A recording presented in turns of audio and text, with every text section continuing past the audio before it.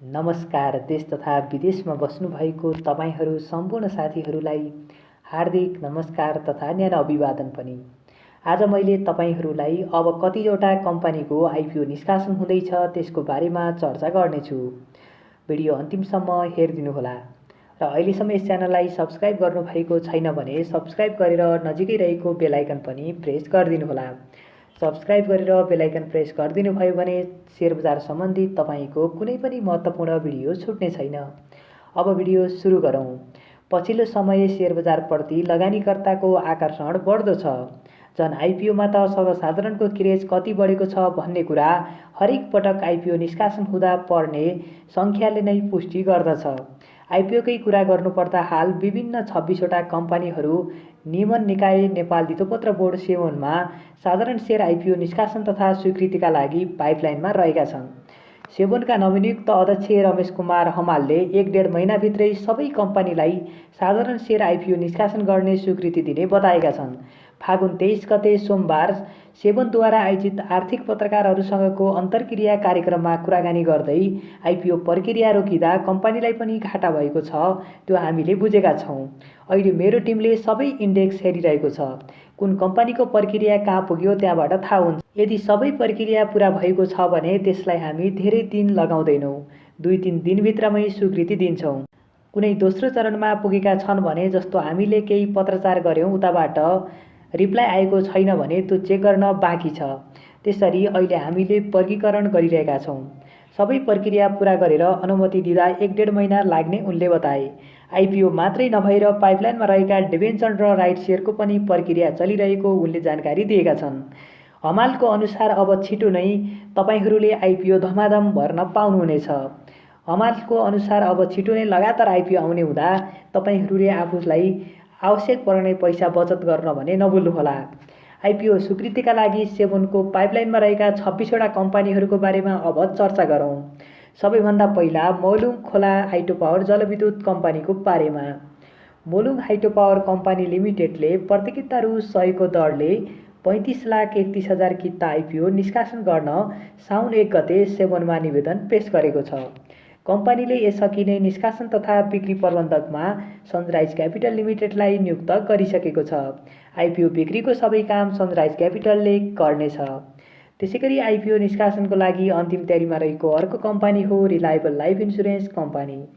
यस कम्पनीले प्रतिकिता रु 100 को दरले 112 रुपियाँ प्रिमियम थपेर प्रतिकिता 212 रुपियाँ अङ्कित दरमा 60 लाख किता आइपिओ जारी गर्न लागेको हो। यस कम्पनीले साउन 12 गते सेवनमा निवेदन पेश गरेको हो। कम्पनीको उक्त साधारण सेयर सार्वजनिक गर्न निष्कासन तथा बिक्री प्रबन्धकको काम सिभिल क्यापिटल मार्केटले गर्नेछ। त्यसैगरी 3 स्टार हाइड्रोपावर कम्पनी लिमिटेडले पनि आयोजना प्रभावित क्षेत्रका स्थानीय र सर्वसाधारणका लागि प्रतिकिता रु 100 को दरले 12,31,25,000 रुपियाँ बराबरको 12,31,250 किता आइपिओ निष्कासन गर्न साउन 17 गते सेवनमा निवेदन पेश गरेको हो।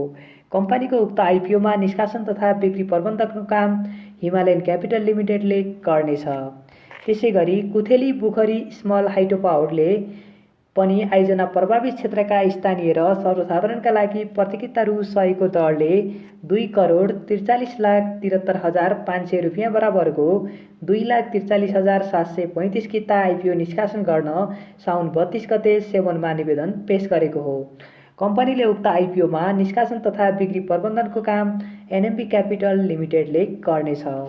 त्यसैगरी आदर्श लघुवित्त वित्तीय संस्थाले प्रतिकिता रु 100 को दरले 60 लाख रुपियाँ बराबरको 60,000 किता आइपिओ निष्कासन गर्न असोज 20 गते सेवनमा निवेदन दिएको छ। संस्थाको आइपिओ निष्कासन तथा बिक्री प्रबन्धनको काम बियोगी क्यापिटलले गर्नेछ। त्यसैगरी सिक्लेस हाइड्रोपावर कम्पनी लिमिटेडले प्रतिकिता रु 100 को दरले 20 करोड रुपियाँ बराबरको 20 लाख किता साधारण सेयर आइपिओ निष्कासन गर्न कार्तिक 29 गते सेवनमा निवेदन दिएको हो। कम्पनीको आइपिओ निष्कासन तथा बिक्री प्रबन्धकको काम बियोगी क्यापिटल मार्केटले गर्नेछ। त्यसैगरी सुपरमाई हाइड्रोपावर कम्पनी लिमिटेडले प्रतिकिता रु 100 को दरले 10 लाख किता आइपिओ निष्कासन गर्न मसिर 20 गते सेवनमा निवेदन दिएको हो। कम्पनीको आइपिओ निष्कासन तथा बिक्री प्रबन्धकको काम सानिमा क्यापिटलले गर्नेछ। त्यसै गरी सान्जेन जलविद्युत कम्पनीले स्थानीयका लागि प्रतिकिता रु 100 को दरले 36,50,000 किता आइपिओ निष्कासन गर्न मसिर 20 गते सेबोनमा निवेदन दिएको हो। कम्पनीको आइपिओ निष्कासन तथा बिक्री प्रबन्धकको काम नागरिक लगानी कोषले गर्नेछ।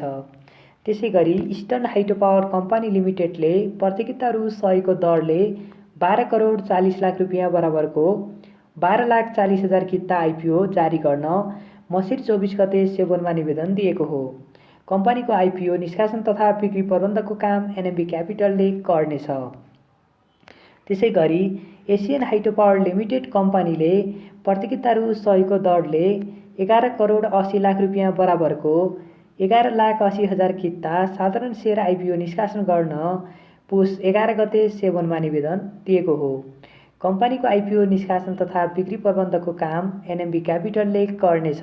त्यसै गरी रसुवागढी हाइड्रो पावर कम्पनी लिमिटेडले स्थानीय बासिन्दाका लागि प्रतिकिता रु 100 को दरले 68 करोड 42 लाख 10,000 रुपियाँ बराबरको 68,42,100 किता आइपिओ निष्कासन गर्न पौष 13 गते सेबोनमा निवेदन दिएको हो। कम्पनीको आइपिओ निष्कासन तथा बिक्री प्रबन्धकको काम सिद्धार्थ क्यापिटलले गर्नेछ। त्यसै गरी पिपल्स पावर कम्पनी लिमिटेडले स्थानीय बासिन्दा र सर्वसाधारणका लागि प्रतिकिता रु 100 को दरले 30 करोड 79 लाख 74,000 रुपियाँ बराबरको 30,79,640 किता आइपिओ निष्कासन गर्न पौष 27 गते सेबोनमा निवेदन पेश गरेको हो। कम्पनीको आइपिओ निष्कासन तथा बिक्री प्रबन्धकको रूपमा पर्गो क्यापिटल लिमिटेड रहेको छ। त्यसै गरी डिस होमले 23 करोड 85 लाख 92,900 रुपियाँ बराबरको 23,85,929 किता साधारण सेयर आइपिओ निष्कासन तथा बिक्री खुल्ला गर्नको लागि असार 29 गते सोमबार सेबोनमा निवेदन पेश गरेको हो।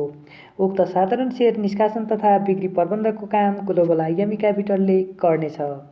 त्यसै गरी आइएमई लाइफ इन्सुरेन्स कम्पनी लिमिटेडले प्रतिकिता रु 100 को दरले 60 करोड रुपियाँ बराबरको 60 लाख किता साधारण सेयर निष्कासन गर्न जेठ 31 गते बोर्डमा निवेदन पेश गरेको हो।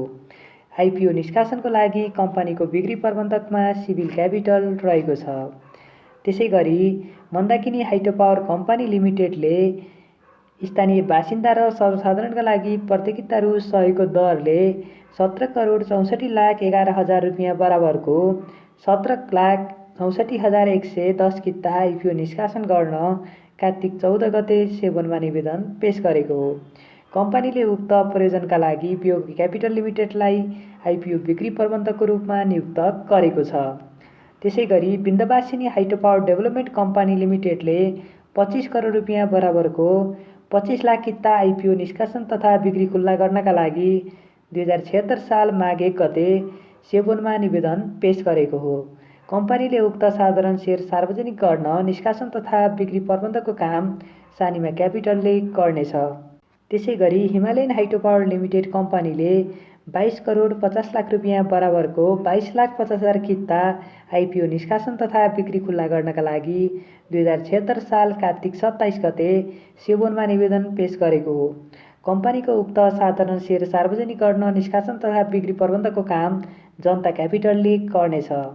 त्यसै गरी दोर्दीखोला जलविद्युत कम्पनी लिमिटेडले 29 करोड 51 लाख 92,900 रुपियाँ बराबरको 29,51,929 किता आइपिओ निष्कासन तथा बिक्री खुल्ला गर्नका लागि वैशाख 21 गते मङ्गलबार सेबोनमा निवेदन पेश गरेको हो।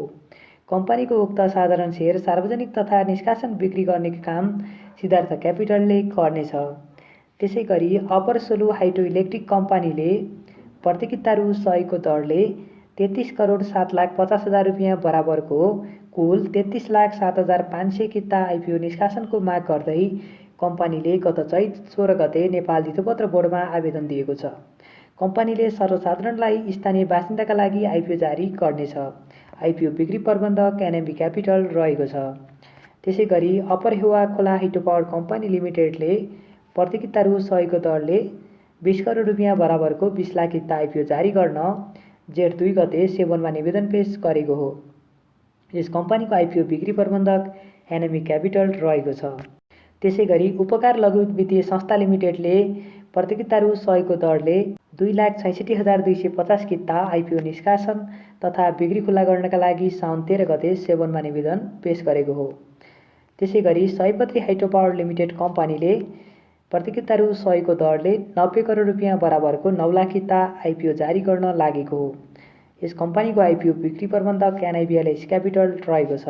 त्यसैगरी Rapti hydro and general construction limited कम्पनीले स्थानीय प्रभावित र सर्वसाधारणका लागि प्रतियोगिता रु 100 को दरले 29 करोड 41,41,000 रुपियाँ बराबरको 29,41,410 किता आइपिओ निष्कासन गर्न भदौ 8 गते सेबनमा निवेदन पेश गरेको छ। त्यसैगरी रिबल फर्स्ट पावरले प्रतियोगिता रु 100 को दरले 34,30,000 किता आइपिओ जारी गर्नका लागि सेबनमा निवेदन पेश गरेको छ। त्यसैगरी सिवाइसी नेपाल लघुवित्तले प्रतियोगिता रु 100 को दरले 3 करोड 95,33,600 रुपियाँ बराबरको 3,95,336 किता आइपिओ जारी गर्न सेबनमा निवेदन दिएको छ। त्यसैगरी श्वेतगङ्गा हाइड्रो पावर एन्ड कन्स्ट्रक्सन कम्पनीले पनि स्थानीय बासिन्दा र सर्वसाधारणका लागि प्रतियोगिता रु 100 को दरले 47 करोड 79 लाख रुपियाँ बराबरको 47,79,000 किता आइपिओ निष्कासन गर्नका लागि सेबनमा निवेदन दिइसकेको छ। यी सम्पूर्ण कम्पनीको आइपिओ आउने मिति फिक्स भएपछि म तपाईहरूलाई सम्पूर्ण जानकारी सहितको भिडियो लिएर आउनेछु। र नेपाली शेयर बजार सम्बन्धी तपाईहरूका प्रश्नहरू छन् भने यही भिडियोको तलपट्टि कमेन्ट गरेर आफ्ना प्रश्नहरू निर्धक्क साथ सोध्न सक्नुहुनेछ। आगामी दिनमा पनि शेयर बजार सम्बन्धी नयाँ जानकारीमूलक भिडियो ल्याउने नै छु। त्यति बेलासम्मका लागि बिदा हुन चाहन्छु। तपाईहरू सम्पूर्णको जय होस्। नमस्कार।